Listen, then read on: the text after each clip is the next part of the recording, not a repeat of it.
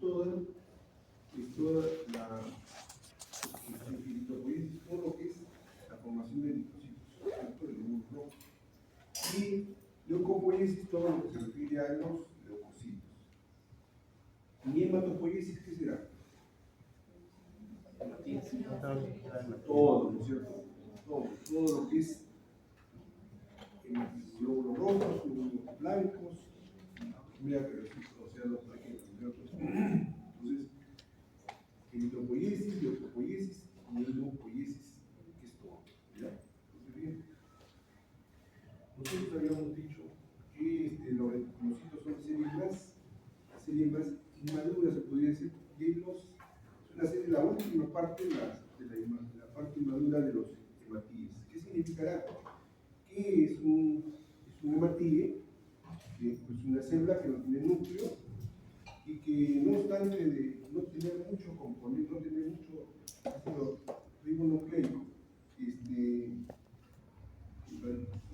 sí tiene bastantes contenido, si no tiene DNA, de RNA.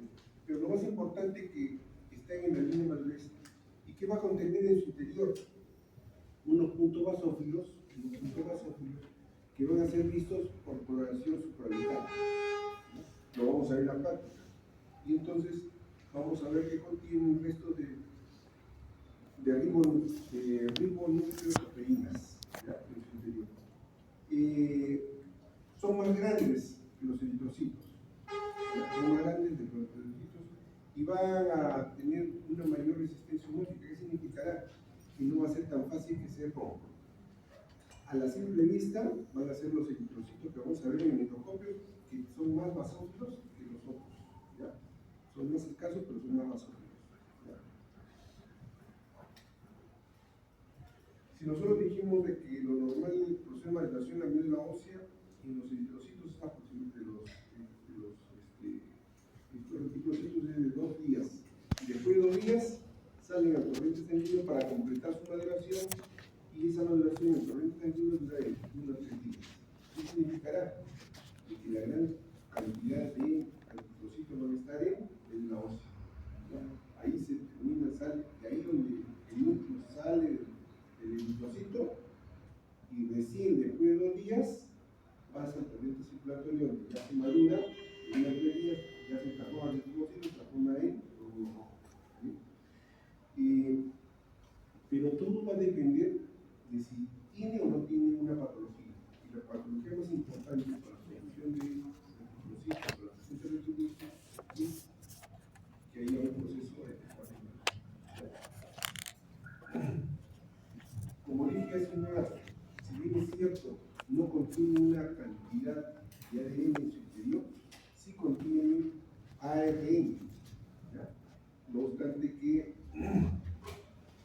van a ser de tipo producto es un tipo residual. ¿Y a dónde lo van a, esta malla reticular, que realmente va a estar comprendida, va a tener ribosomas, va a tener mitocondrias y va a tener aparato Golgi? No obstante que no tiene núcleo, va a tener todavía unos componentes celulares que no lo tiene ya el glóbulo rojo en sí, ¿ya?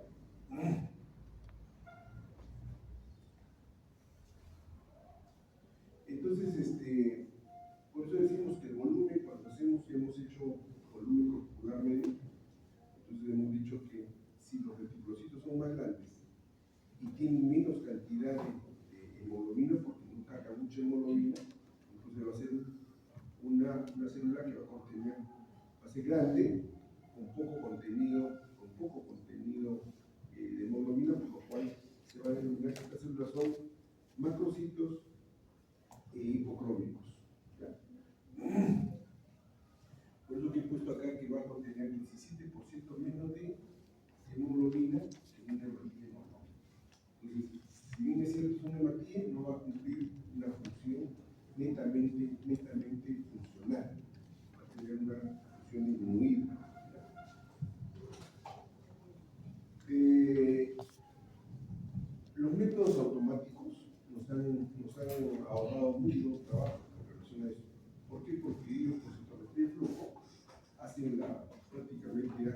disquisición de un hematín y un reticulocito. Y a diferencia de cuando lo hacíamos manual, la diferencia de que hacemos manual es que manualmente lo tenemos que pintar, colorear, y nuestro valor es relativo. En cambio, en automatizados es absoluto, o sea que lo dice por miles, por milímetro cúbico. Y en nosotros cuando hacemos manual es por ciento, pero lo leemos en mil, o sea, primero la lectura es al 1000% y posteriormente lo convertimos al porcentaje, ¿no? De tal manera que sus valores absolutos, tanto en adultos como recién nacidos, en adultos 22 a 132 por 10 a la potencia 3, que significará de 22.000 a 132.000 por microlitro. El recién nacido aumenta bastante, porque el recién nacido tiene una capacidad distinta, ¿no es cierto?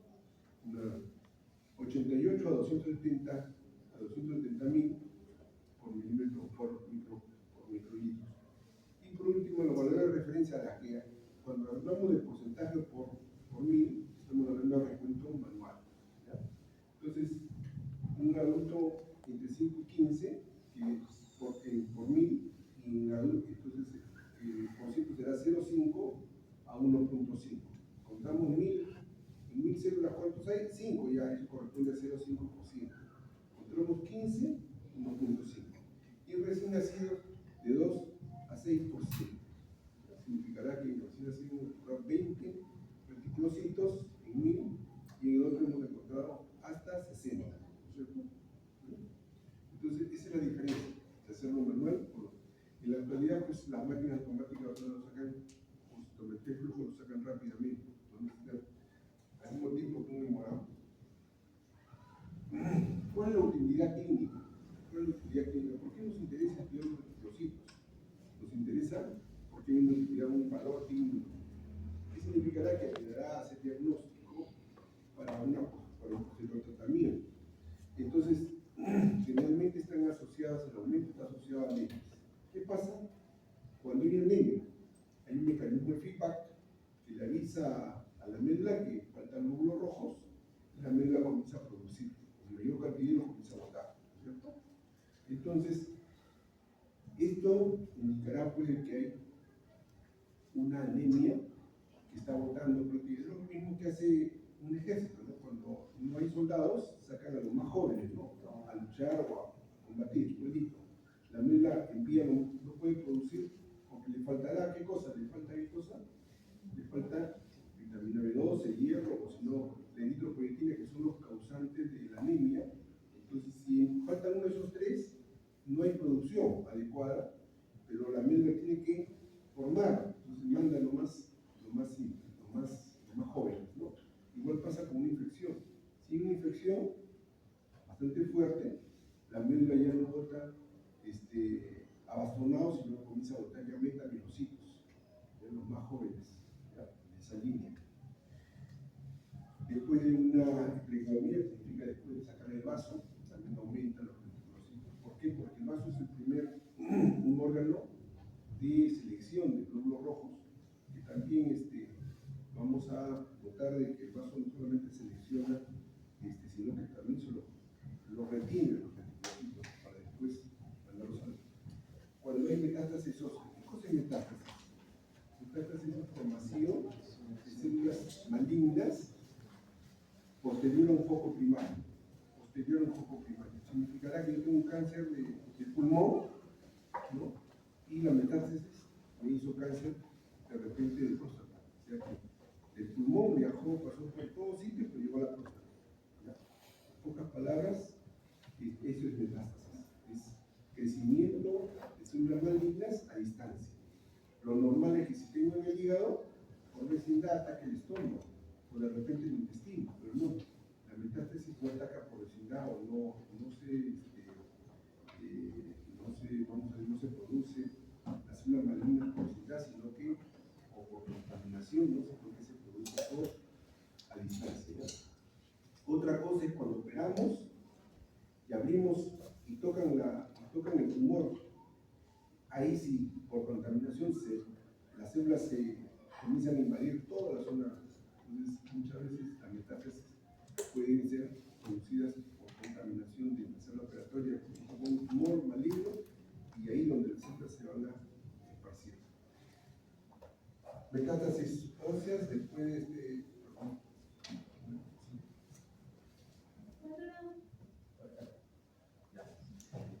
generalmente también cuando utilizamos tratamientos con algunos medicamentos, ¿no? Que tiene relación, cualquier relación con alguna la aplicación de eritropoyetina, que es vinculable a la persona. ¿Cuándo damos eritropoyetina? En los pacientes que son renales, ¿cierto? En los pacientes que tienen insuficiencia renal crónica, los pacientes no funcionan sus riñones, entonces no va a producir también eritropoyetina. Entonces, al no producir, el médico, el nefrólogo indica ya, o el hematólogo indica eritropoyetina cada cierto tiempo para que haya materia prima para que se forme. Entonces ahí también van a haber aumento de eritrocitos. Entonces el nefrólogo y el hematólogo vamos a ver cómo va su anemia. ¿Por qué? Porque la máquina va a producir destrucción prematura de los glóbulos rojos. ¿No? Que es una circulación extracorpórea. Sale por un lado, sale la sangre para hemodiálisis, o sea, para la diálisis, para la eliminación de los elementos tóxicos que tiene la sangre. Entonces, por ahí sale, y al momento que sale, hay un proceso de destrucción. Entonces, al destruirse, y encima para eso el riñón está enfermo, no produce eritropoyetina, entonces va a haber anemia. Para evitar eso, le dan eritropoyetina, y una forma de controlar si es que está recibiendo adecuada dosis de eritropoyetina es ver eritrocitos. Está aumentado, significa que está funcionando la hormona que produce glóbulos rojos. Y después de un trasplante. ¿Trasplante de qué? De una dosis que esa es una respuesta. Bien. ¿Cuándo van a estar disminuidos? ¿Cuándo va a estar disminuido la eritrocito? Va a estar disminuidos en todas las anemias aplásicas. ¿Qué significa aplásica? Sí. A sin Sí. producción. O sea, no hay producción de glóbulos, no hay producción de médula, no hay producción. ¿No? Puede ser hipoplásicas inicialmente y después aplásicas, que ya no se produce. ¿Ya? Entonces, nosotros vemos que en las anemias aplásicas que no hay producción de médula ósea, no hay producción de médula ósea, se produce entonces una disminución. En las anemias hemolíticas, por crisis aplásicas, pero en las anemias hemolíticas, sí hay producción, demasiada producción. Uno de los valores más aumentados que hemos encontrado a veces de 30, 40 en un adulto, y el eritrocito va a ser las anemias de tipo hemolíticas. Pero ¿qué pasa? Que en algún momento la anemia hemolítica hace una crisis, y esta crisis corta la producción de glóbulos rojos. Lo más común en el aumento de reticulocitos son las anemias hemolíticas, ¿no? Ahí sí va a haber 30, 40%. Y las anemias por falta de vitamina B12, que no son tratadas afortunadamente. Generalmente estas anemias son de tipo carencial, igual que la anemia plasmática. Entonces nosotros diremos que, terminando con los reticulocitos, entonces nosotros diremos que ahí culmina la parte ya de producción. Hemos hablado de eritropoiesis y pasamos a la parte ya de la última etapa, que era reticulocitos, para terminar en un hematín, que prácticamente ahí termina todo lo que es la eritropoiesis. Pasamos a la leucopoiesis. La leucopoiesis se refiere, cuando hemos hablado de células sanguíneas, nosotros hablamos de términos generales que dijimos al inicio. Hematopoiesis, producción de glóbulos rojos, glóbulos blancos y plaquetas. Cuando hablamos de leucopoiesis, entonces nos referimos nada más que a leucocitos. ¿A partir de qué? De una célula pluripotencial o totipotencial, o células madre, en inglés stem cells. Entonces, va a ser una célula totalmente indiferenciada y no se sabe pues, si va a terminar en un hematíe, si va a terminar en un granulocito, en una serie monocítica macrofágica o en una serie de agrocítica, o sea, en una serie pluripotencial. no se, por más microscopio electrónico que se ha usado, no se ha logrado determinar o distinguir si esa célula X va a terminar en una de esas células que hemos mencionado. ¿Bien? Entonces, los linfocitos tienen una característica importante. Si nosotros decimos que los somatíes tienen una vida media de 120 días, nosotros vamos a decir que en términos generales, los linfocitos tienen una vida corta. Algunos de unas horas, otros de unos días y otros de unos años. Como vamos a ver. Entonces, la que menos dura va a ser, vamos a ir viendo, pero son horas, días y años, a diferencia de los somatíes que van a terminar siempre al punto medio de 120 días, promedio. ¿Ya? Entonces nosotros decimos que ¿dónde nacen los linfocitos? ¿Dónde se produce generalmente los linfocitos? Se produce generalmente en la mayor medida y siempre en la médula ósea. Bien. Entonces nosotros diríamos, a partir de ahí, nosotros diríamos que existe entonces ahora, hablamos de leucopoiesis general, ahora vamos a hablar solamente de la gran leucopoiesis. ¿A qué nos referimos? A los neutrófilos, los eosinófilos y basófilos. Esas tres células que tienen funciones distintas, pero que, si bien cierto, provienen de una célula madre, todavía no se va a distinguir hasta que llegue al mielocito. Después del mielocito ya se va a distinguir ya cuál va a ser su esquema, o sea que va a ser más diferenciado. Entonces nosotros decimos que en este proceso los granulocitos pues, son los eosinófilos, basófilos, neutrófilos y el sistema fagocítico mononuclear va a estar comprendido los monocitos y los macrófagos. ¿Ya? Bien. Por ahí tenemos entonces que para que se formen este tipo de células vamos a tener que tener unos componentes, no solamente las células, ahí hay unos estimulan, donde van a ver las unidades prácticamente de producción, unidades formadoras de colonias, unidades formadoras de colonias. En este caso va a ser granulocítico monocítico. Va a haber una primera unidad, una primera sustancia, vamos a ver, una primera fase, una primera etapa, donde va a intervenir las unidades formadores de colonias. Entonces, y al final siempre van a seguir un mismo patrón y médula ósea. ¿Y cuál va a ser el patrón? El patrón va a ser formarse y después liberarse a la circulación sanguínea. ¿Ya?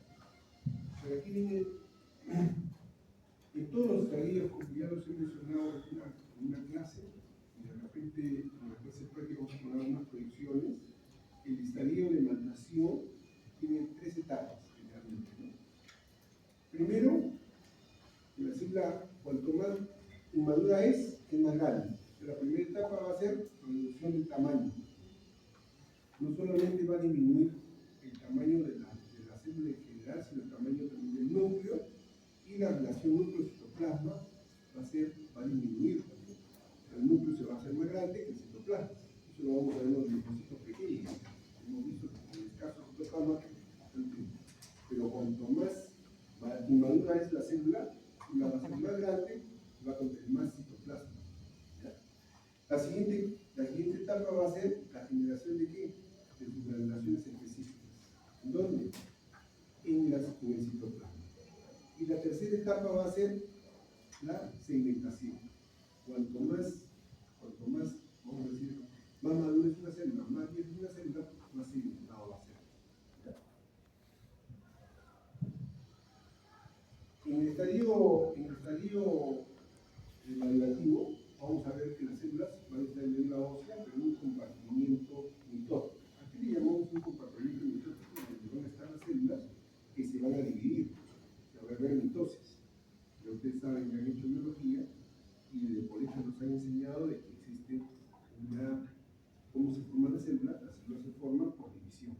Entonces, en la mayor parte, que vamos a entrar a una etapa donde no hay división mitótica. Y entonces veremos entonces de que en ese compartimiento mitótico van a estar comprendidos los mieloblastos, los promielocitos y los mielocitos. Hasta mielocitos se pueden dividir.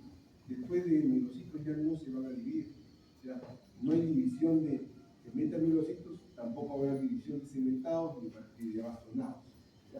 A partir de la división mitótica va a ser solamente cuando estén comprendidos en mieloblastos, promielocitos y mielocitos. A partir de ahí ya no hay división, ya solamente es maduración.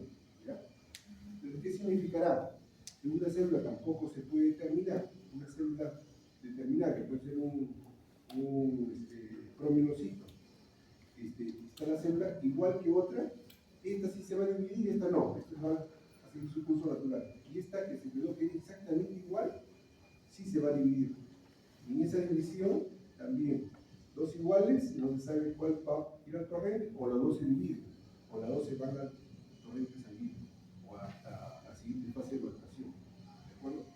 Entonces, en el compartimiento mitótico van a haber entonces células que ya pasaron los metamielocitos, los acetiliformes, los cementados. Acetiliformes se refiere a los rabacionados. Y siendo las maduras, las más maduras ya cuando llegan a su maduración ya van a ser los que han llamado ya basófilos, neutrófilos y eosinófilos, las más maduras ya prácticamente. ¿Ya? Lógicamente que nos interesa más, no nos interesa mucho cuando decimos un bastonado eosinófilo, un bastonado basófilo, no nos interesa porque no tiene significación clínica. A nosotros nos interesa los neutrófilos. Cuando encontramos un metamielocito o un abastonado de la serie neutrófila, sí nos interesa porque es parte del diagnóstico, es parte de la ayuda del diagnóstico. En cambio, no nos interesa si el eosinófilo es bastón o es un metamielocito, de forma general. Entonces acá vemos, ¿no? Recordándoles, ustedes hablando, por favor. Entonces, recordando entonces la mitosis, ¿no? Sabemos entonces de que hay una célula en donde sus cromosomas están repartidos en forma desordenada y después vamos a ver cómo se forma la placa metafásica, ¿no? En donde los cromosomas se van a alinear en la parte central para después, cuando ya estén alineadas en la fase de la metafase y haya la placa metafásica, vamos a ver cómo se van a dividir las células. Y recordarles de biología.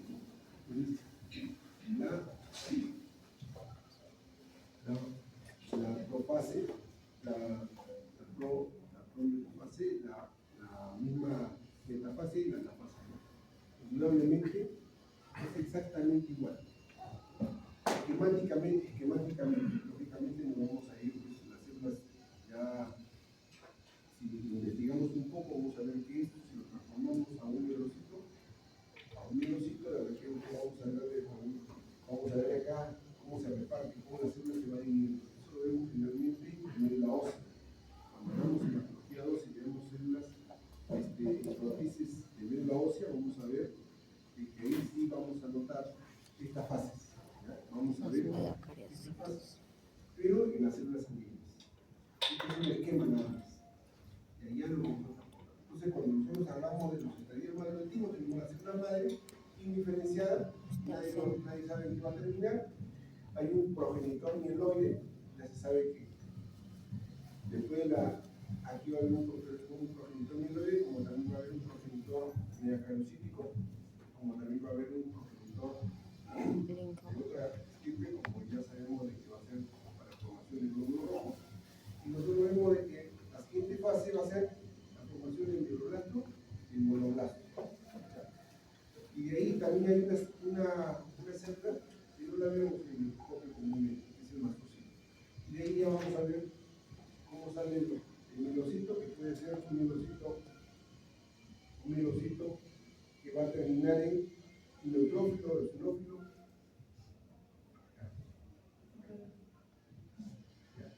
Va a terminar en basófilo y lógicamente un monoblasto va a terminar en monocito. Entonces aquí vemos que el mastocito, que no lo hemos descrito normalmente no lo hemos descrito, es una célula célula muy diferenciada, ¿ya? Muy diferenciada. No la vamos a ver normalmente, solamente vamos a ver la repercusión que tiene la producción de mastocitos, va a repercutir en qué? En la producción de eosinófilos, en el aumento. Entonces vamos a ver que el monocito va a terminar en una célula dendrítica y en un macrófago, o sea, la forma. ¿Ya? Hemos visto casi, esto no se ve así en el microscopio, a veces no lo vemos porque no traen mucho en sangre periférica, sino más en tejidos, vamos a ver bien macrófago. Entonces, aquí vemos esquemáticamente cómo maduran los leucocitos, ¿no? Se refiere a la serie granulocítica, monocítica, macrófaga. ¿Ya? Aquí vamos a notar, para que sepan que es un mastocito. Pero el esquema de latidos,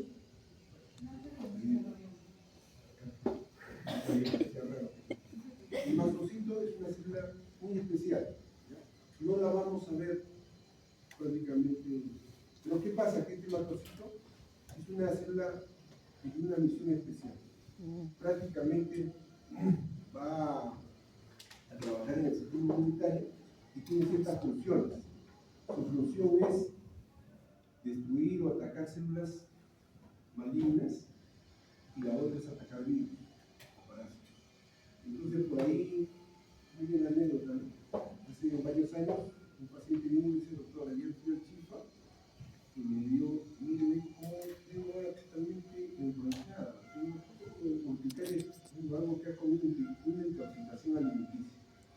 Entonces, como era fuerte, le dio un corticoide que tenía que solucionar el problema. Finalmente, una alergia, un corticoide de acción rápida, corticoide de acción rápida y de acción lenta, o sea, de acción lenta.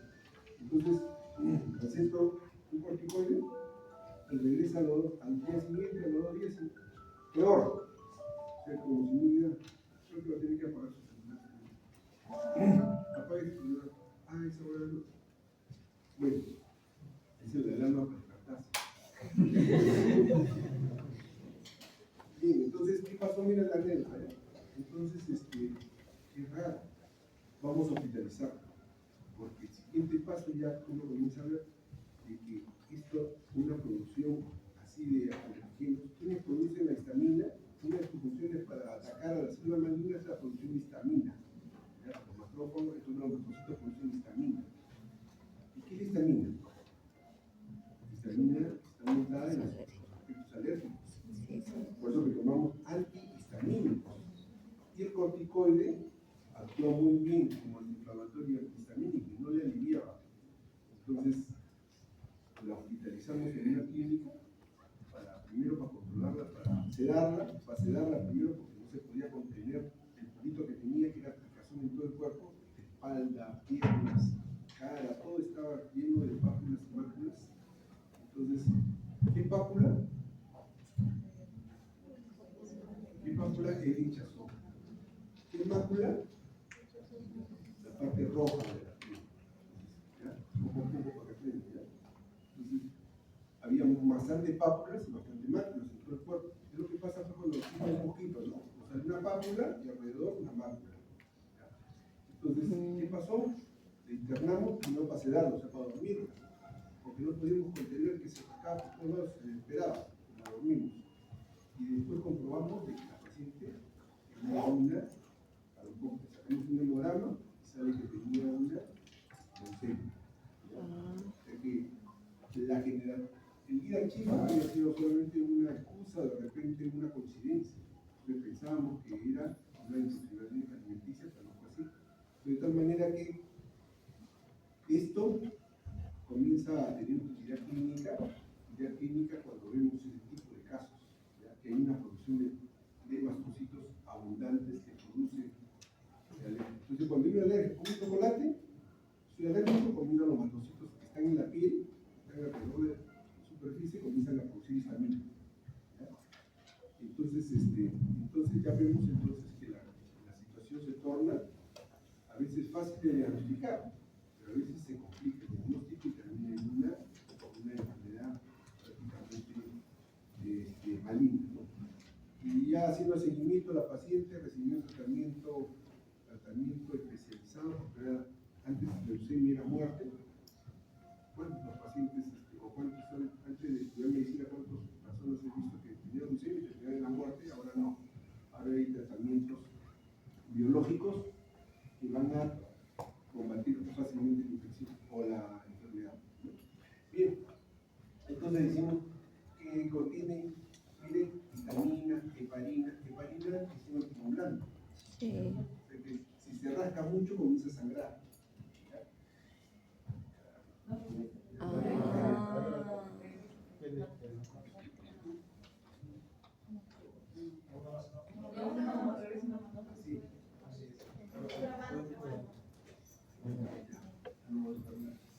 Bien, entonces nosotros vemos que también produce citoquinas. Esa es la producción de citoquinas, es la que mayormente mató a mucha gente en la pandemia.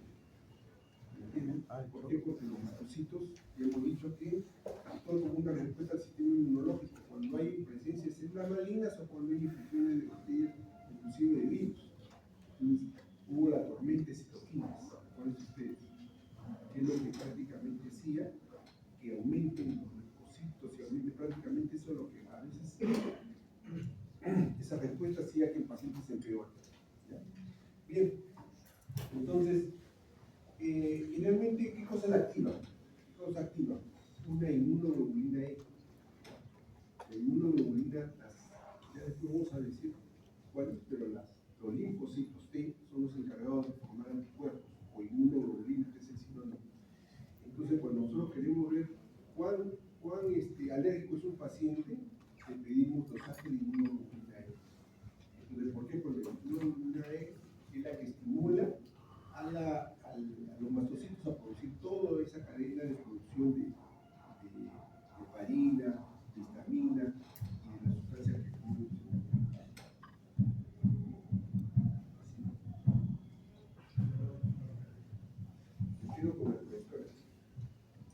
Entonces, tenemos también que dentro de los factores de maduración existen también otros componentes, como dije hace un momento, no solamente la célula que va a crecer solita, ¿no es cierto? Sino que hay otros componentes como son las unidades formadoras de colonias, las CFU, ¿no?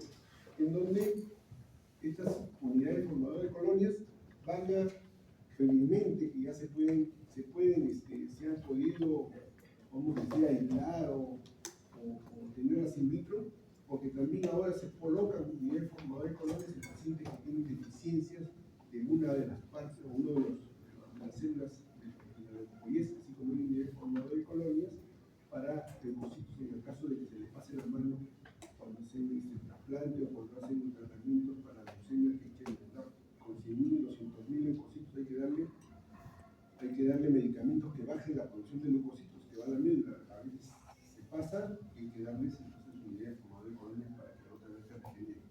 Entonces, se requieren pues moléculas reguladoras. Y estas moléculas reguladoras van a ser no solamente la que regula el envío o la formación de las unidades formadoras de colonias, van a ser las citoquinas.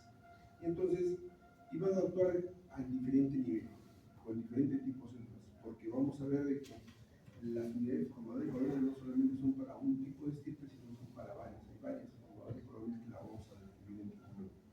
Y entonces, ¿para qué sirven las unidades formadoras de colonias? Para mejorar la sobrevida, sobre todo la proliferación. No solamente para que haya una adecuada producción, sino para que haya una adecuada sobrevida. O sea, no dure tampoco tiempo. Por último, para inducir la diferenciación celular, porque sabemos que las unidades formadoras de colonias van a actuar en una determinada célula, que ya sabemos que son totipotenciales, que no son diferenciadas, son indiferenciadas, y eso va a ayudar a que se forme una nueva estirpe. Y la otra es que va a activar las células normales, a madurar prácticamente.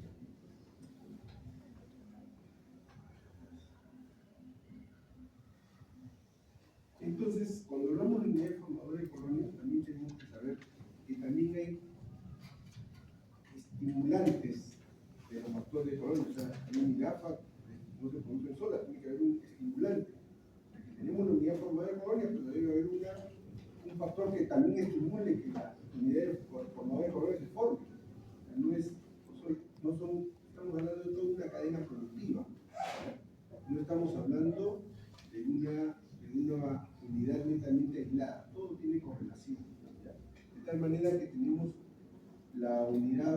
factores estimuladores de colonias granulocíticas, monocíticas, que van a formar aminoácidos T, van a ayudar a la formación de las macrófagos de suelos endoteliales. Este tipo de unidades o de factor estimulante va a ser multiminágeno. ¿Por qué multiminágeno?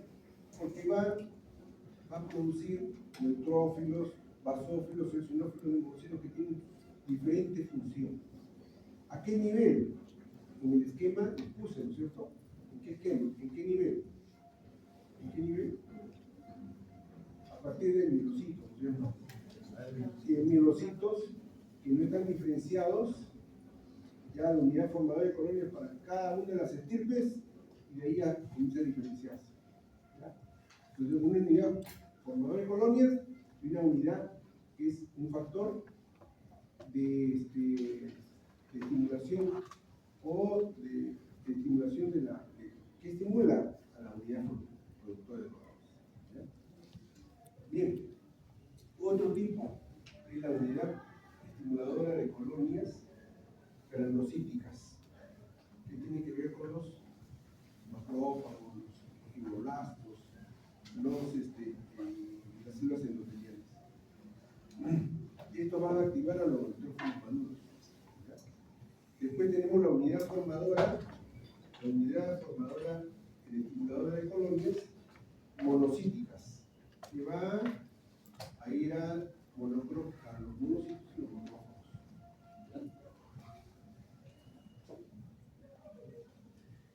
Después tenemos las interleuquinas, como factores estimulantes, ¿no? Las interleuquinas, va a haber interleuquina 3, que va a actuar sobre los linfocitos, van a producirse los linfocitos T, tienen muchos T, van a ser los linfocitos que van a inducir a la inmunidad humoral, porque los B son la inmunidad celular. ¿Ya? Entonces, va a estimular cosas, su crecimiento y la estimulación de qué, otra cosa más, de su diferenciación. ¿Ya? De tal manera que vamos a ver entonces diferentes unidades. Y va a potenciar la actividad de quiénes? De los sinófilos, basófilos y los neutrófilos, monocitos. Después va a haber el stem cell factor. O sea, hay un factor que va a estimular la producción de células madre. O sea, ya hemos dicho que stem cells son las células madres, potenciales, multipotenciales, etc. Entonces, ¿y cómo se forma? Se forma con una estimulación, tiene que haber alguien que estimule la producción. Entonces, va a actuar el stem cell factor, va a ser una citoquina que va a actuar sobre las células mieloides y linfoides. ¿Para qué? Para que se formen entonces las células que hemos mencionado, ¿no? Y después tenemos el FIT3 ligand, es un factor que va a tener relación a la producción, que estimula la producción de ¿qué? De monocitos. ¿Ya? Bien, terminando con la glucopoiesis, ya estamos hablando de otra célula distinta, ¿no? Ahora vamos a hablar de los linfocitos. Para el linfocito tenemos que hablar de la linfopoiesis, que es la formación de linfocitos. ¿Ya? Entonces dijimos que los linfocitos son de dos tipos, B y T. ¿Ya? Entonces nosotros dijimos pero que en su proceso, lo vamos a ver iguales, pero que en su proceso de maduración se van a dividir. Van a ser aparentemente iguales, pero que tienen diferentes funciones. La B va a ser una función distinta y la T va a ser otra función distinta.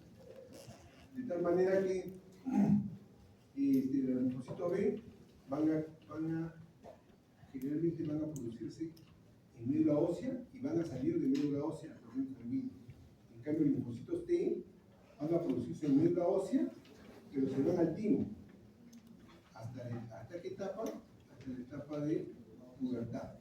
¿Cuál es la etapa de pubertad? El timo desaparece con la edad.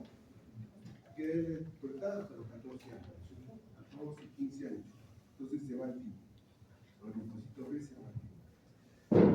Y entonces se han diferenciado una célula muy progenitora que es una célula linfoide. Porque después, oye, pero si no tiene timo, ¿dónde se van a producir? Se van a producir en las células linfoides. ¿Y cuáles son las células linfoides? Los ganglios. Hay una circulación, hemos dicho que hay una circulación venosa, una arterial y una circulación linfoide. ¿De acuerdo? Entonces, esta célula linfocitos B, T y el NK, ¿qué es el NK? Natural killer. Natural killer van a tener una alta, miren ustedes, una alta actividad mitótica. O sea, se van a partir fácilmente. ¿Para qué? Para que se produzcan más células para combatir los tipos de infecciones. ¿Qué tipo de infecciones? De tipo viral. Y específicamente, no solamente viral, sino también atacan las mismas células malignas, o células extrañas, objetivos extraños. Entonces, por eso decía, ¿no? ¿Dónde se produce? Médula ósea. ¿Y dónde sale? El timo y de las células linfoides. ¿Ya? Y hay una etapa de madurez. ¿Ya? Ahí tenemos la célula en la linfoides. Tenemos una célula madre, diferenciada igual que las demás que hemos mencionado. También esta progenitora linfoide también es indiferenciada. La hemos puesto esquemáticamente nada más. Es por esquema, ¿ya? Porque no está diferenciada, es exactamente igual que la otra. Pero está mirando para hemos dicho allá. que este progenitor linfoide, ¿ya? Una forma de decirle que debe existir una progenitora específica para cada una de las esquemas. Y de ahí sigue el linfoblasto, y de ahí que sigue el prolinfocito, y después del prolinfocito seguirá el linfocito B, T y la NK, ¿ya? Que van a tener. Y del linfocito B, miren ustedes, no de cualquier linfocito, el linfocito B, que va a salir de la célula plasmática. Anticuerpos. Y vamos a ver generalmente algunas patologías corresponden a la producción, entonces en patología 2 vamos a ver la producción excesiva de células plasmáticas, corresponde a un tipo de enfermedad que nace del crecimiento excesivo de las células. Por ahí para. Entonces, cuando hablamos de linfopoiesis, nosotros debemos decir que las células, hay células linfoides innatas. Hay células linfoides innatas, la ILC, que van a ser los linfocitos que van a carecer de qué cosa? De receptores de reconocimiento. O sea, que no van a reconocer, generalmente no tienen esos receptores que reconocen a una sustancia, etc. Y se van a activar generalmente, ¿en qué momento? No reconocen a la sustancia extraña o al virus, a la partícula extraña, pero se van a activar ¿cuándo? Con una actividad de la citoquina. La citoquina prácticamente va a ser vamos a decir, el material que lo va a inducir a reconocer los elementos que va a destruir, que va a dirigir. Entonces, generalmente pues tiene que haber unos factores que deben intervenir, que son los microorganismos, para que conformen las citoquinas, y las citoquinas le envíen el mensaje a los linfocitos qué cosa a quién van a atacar. Entonces porque nosotros ya hemos dicho en este momento, los linfocitos son iguales, los B, los T y los NK inclusive. Entonces, hemos mencionado y repito, se forman en la médula ósea y van a tener un progenitor común. ¿Cuál va a ser el progenitor común? El linfoblasto, y de ahí va a seguir el prolinfocito, ¿cierto? Y ahí ya por acción de las citoquinas que hemos mencionado, la interleuquina va a haber una producción excesiva y maduración, ¿cierto? Entonces van a tener, miren ustedes, en común, van a tener un origen común. Entonces nosotros, un progenitor linfoide, ya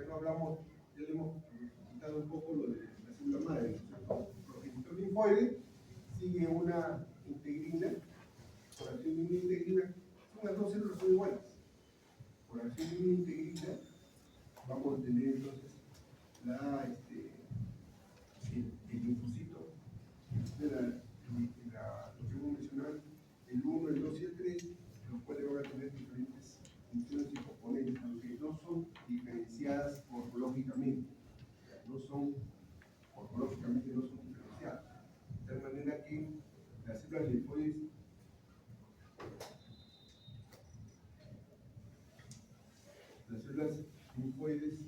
entonces van a ser de tres tipos esquemáticamente. Tienen tres tipos de función, pero al final morfológicamente van a ser iguales. Al otro. Entonces, células linfoides innatas, 1, 2 y 3. Entramos a otro estilo, totalmente diferente. Ya no estamos hablando de los linfocitos, ya no estamos hablando del globo rojo, ya no estamos hablando de leucocitos, estamos hablando de otro estilo, que es el megacarocito. Entonces entramos a la megacariopoiesis. La megacariopoiesis. Hay que diferenciarla porque uno dice, la trombopoiesis. No son distintos, son dos cosas distintas. ¿Ya? Por favor, la megacariopoiesis tiene que ver con la línea megacariocítica. Y la trombopoiesis es la que termina en la formación de plaquetas. ¿Ya? Y son dos tipos, ¿ya? O sea que dos tipos de términos, no son iguales. Entonces, se supone que la trombopoiesis va a estudiar las células a partir del citoplasma del megacarocito maduro, porque va a haber ahí a partir de esa célula, el megacarocito maduro, es donde ya vamos a ver un esquema cómo se van a partir. Hay autores que hablan de que las plaquetas no son células, y otros dicen que sí son células. ¿Ya? No obstante que no tienen núcleo, ya se considera que las plaquetas sí son células muy pequeñas. No obstante que no tienen núcleo, entonces la célula megacarocito plaquetal, la serie megacarocítica plaquetal, entonces va a tener una formación en dónde? En el médula ósea. Todo inicia en el médula ósea. Entonces, y todas van a tener lo mismo que dije antes, hace un momento, una célula extensor, progenitora, totipotencial, multipotencial, que va a ser igual. Para el matíe, para el leucocito, para el monocito, para el neutrófilo, para el eosinófilo, para el basófilo, por último, hasta para el megacarocito. Van a ser diferenciados. Entonces, a partir de ahí, comienza la progenitora de niveles formadores de colonias. ¿De qué? De granulocitos, eritrocitos, o sea, granulocítica, eritrocítica, monocítica y monofagocítica. ¿Ya? Entonces, por eso que estas iniciales pertenecen a la serie, a las iniciales de la unidad formadora de colonias, granulocítica, eritrocítica, monocítica y macrófaga. ¿Ya? Las UFCG. Y que al final van a terminar en qué? En las plaquetas. Que van a estar siempre en entonces, en la megacariopoiesis, en la formación de megacarocitos, entonces vamos a tener una formación o un proceso de formación de plaquetas, ¿sí? ¿Pero de qué? Que se van a tener, primeramente, morfológicamente totalmente distintas a todas las células que hemos visto, ¿no? Y segundo, totalmente distintas en función.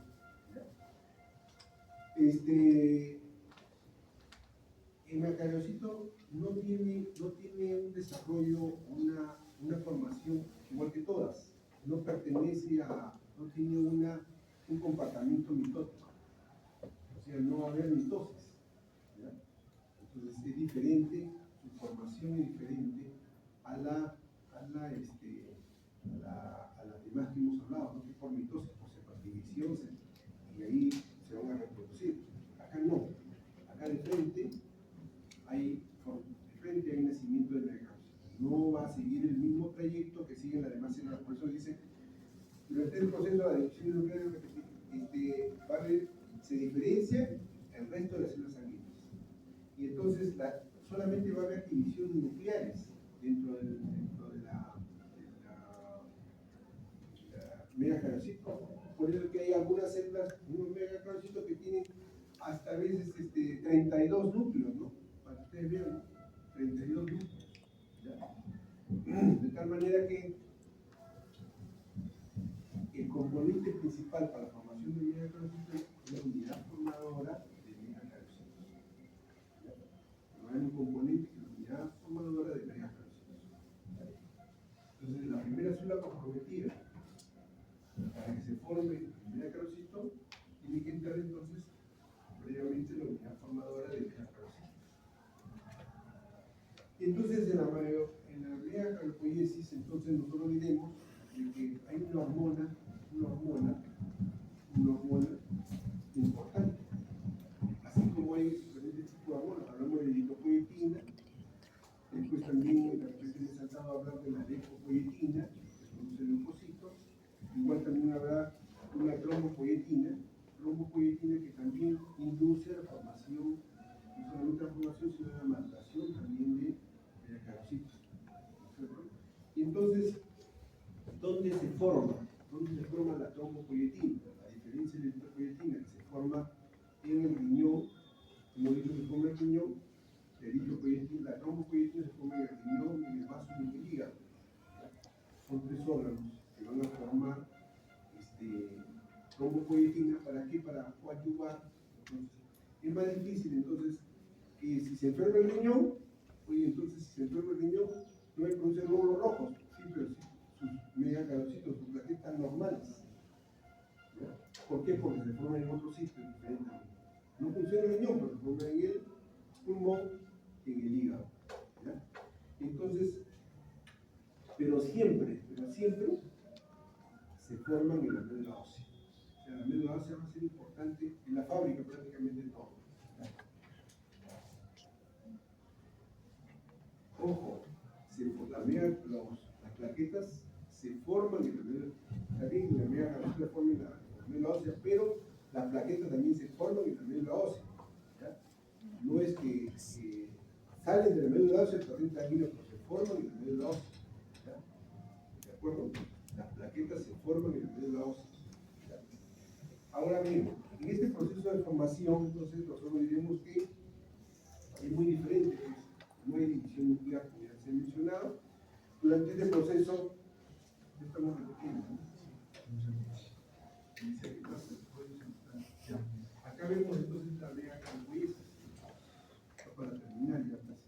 Entonces, ¿cuáles son las células? ¿Cómo se va esquemáticamente? ¿No? La célula troncal multipotencial, que hemos dicho que puede ser, pues, para comer hidrocitos, leucocitos, igual esta célula troncal, por acción de la unidad formadora de colonia megacarocítica, va a formar entonces la célula megacarocito diferencial. Tampoco va a ser diferente esto, son iguales, estamos hablando esquemáticamente. Tiene que haber, hay una unidad formadora monocítica, megacarocítica, que va a diferenciar. Ya después, en el crecimiento actúa la trombopoietina, que forma el megacaroblasto. Es la primera célula, y después, ¿qué va a pasar? Pasamos allá al promegacarocito, la segunda. Y ahí lo vamos a ver. Aquí sí ya estamos diferenciándolos, ya los podemos diferenciar, porque en este contiene núcleos, abundantes núcleos, hemos dicho que tiene bastantes núcleos, acá un poco menos de núcleos, esquemáticamente, y el megacaroblasto, el megacarocito ya es una célula totalmente, ¿cómo se llama? Totalmente laxo, con diferentes prolongaciones, pero después esta célula se va a partir.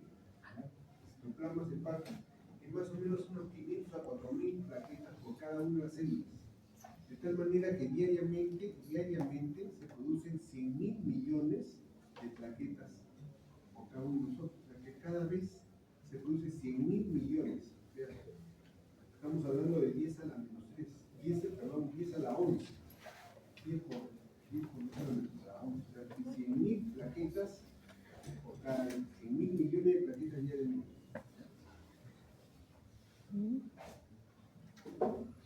Y entonces, esto lo vamos a ver la plaqueta en sí con un microscopio electrónico. Esto es lo que ustedes van a ver, pues, van a ver comúnmente. Lo vamos a, ya hemos usado en las láminas, las plaquetas que van a ser, plaquetas pueden ser, algunas van a ser chiquitas, medianas, otras grandes. Y hemos visto ayer, que me preguntaron si era un linfocito, no, y era una plaqueta grande, que también es un linfocito, o sea, una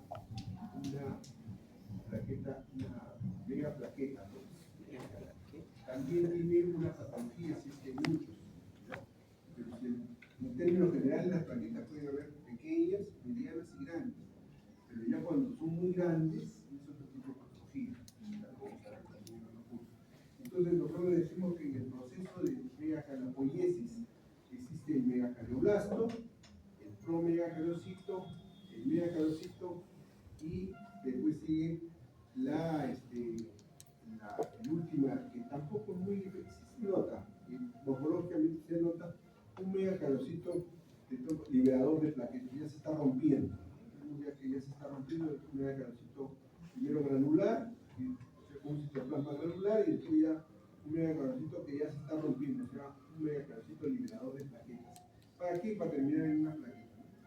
Que su tamaño es la más pequeña, mide 2 a 3 micras, y su función tiene que ver con la coagulación, el famoso capa de la hemostasia. Creo que acá terminamos. Sí. Bien, ¿alguna pregunta? ¿Alguna pregunta? Sí, digo.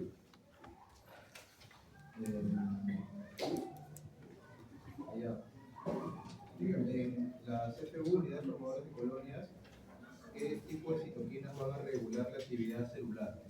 ¿Quién está hablando? En la CPU, profesor, ¿qué citoquinas van a regular la activación celular? ¿De nuevo la pregunta?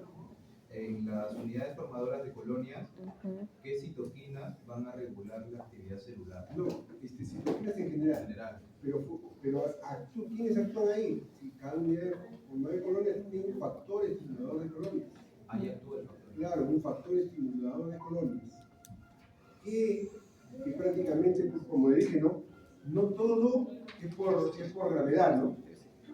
Tenemos esto, terminamos, no. Cada etapa tiene que haber un factor estimulador, primero una unidad formadora, pero esa unidad formadora se forma por estimulación de otra unidad estimuladora de colonia de tipo, ya hemos dicho, ya puede ser granulocítica, puede ser granulocítica, monocítica o macrófaga, ¿no? Como hemos hablado. Pero eso también se le llama reacción en cascada, ¿no? No, esa sí podría decirse, pero más la reacción en cascada llamamos más a la población, ¿ya? Que uno genera otro, que el otro genera otro. Sí, se podría decir, pero no lo utilizamos mucho como reacción en cascada. La reacción en cascada es que esta etapa de acá, la coágulos se forman a partir de que hay un sangrado, entra la vasoconstricción, entra la plaqueta, ¿Dónde se forma? El calcio, y entran otros factores que cada uno, si falta uno ya no se produce. ¿Qué tipo de patología Indudablemente casi es en cascada. ¿Es alguna pregunta? No puede también ser, ¿no? Puede ser una buena pregunta. Las células muchas veces cuando se forman No, a nivel de un órgano, Como, se produce una patología. Pero cuando profesor, ¿a qué se varios debe órganos producen la diferencia de tamaños de las plaquetas? Porque hemos visto una imagen que había una pequeña, mediana y grande. Listo. no va a haber mayor problema. ¿Sí? Claro, el conteo de plaquetas, lo normal es de 150.000 a 350.000. Podemos tener 400.000, podemos tener, ¿cuándo es fatal? ¿Cuándo es para llamar la atención? 20.000 plaquetas. Hace poco hice morar a un familiar y me salió que tenía 100.000 plaquetas. Me preocupé. Pregunto, ¿qué cosa está tomando? Estaba tomando antiinflamatorios no esteroideos. Los antiinflamatorios no esteroideos, ibuprofeno, naproxeno, de repente por ahí el ácido salicílico, la aspirina, pueden producir disminución de plaquetas. ¿Ya? Pueden producir disminución de plaquetas. Pueden tomarlas, en la semana ya estaban normales sus plaquetas. Hemos dicho entonces que las plaquetas se forman en 2 o 3 días en médula ósea y después salen a torrente sanguíneo, vienen prácticamente también dos días. Algo que se me ha quedado en el tintero, ahora vamos a ver.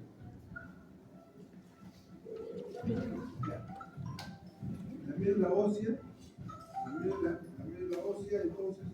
la médula ósea entonces produce aproximadamente el 95% de toda la producción de la sangre en general, lo produce médula ósea. ¿Ya? Entonces, otro dato más que se me ha quedado de repente, repitiendo lo que hemos hablado la otra vez, la linfopoiesis o la eritropoiesis se produce más en la médula ósea, pero en etapa fetal se produce en el hígado, se produce en el vaso. Hay una etapa mesoblástica, una etapa hepática y una etapa mieloide. O sea, que así comienza la formación. En el feto, etapa mesoblástica. Y de ahí sigue mesoblástica y hepática. Y de ahí, cuando ya terminamos, ya el niño nace, ya forma en el hígado. O sea, se termina la producción ahí en el hígado. La hormona leucopoiesis que ya mencionaba. La leucopoietina es una hormona que también se libera o se forma a partir de que hay una infección. Entonces va a decir la leucopoietina, va a decir, fórmate porque hemos visto que hay una infección. Generalmente son los neutrófilos.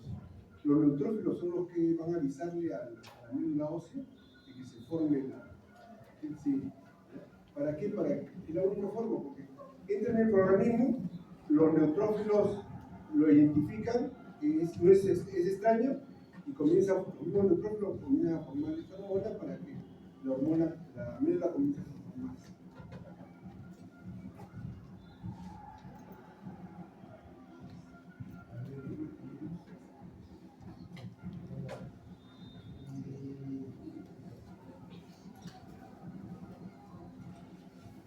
Profe.